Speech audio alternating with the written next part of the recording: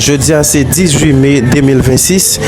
Dans la rue Port-de-Paix, un pile monde te prend la rue pour célébrer couleur bleu et rouge là, dans l'amour avec fierté. Depuis bien bonnet, un pile l'école et organisation te prend la rue pour permettre que yo te commencer fêter avec l'amour et lever drapeau haïtien en l'air. C'est dans même optique ça nous te prend la rue pour permettre que nous te prend quelques images dans une série de activités et m'a quitter nous suivre comment ça te y dans ville Port-de-Paix, spécialement dans la Coupe Agélin.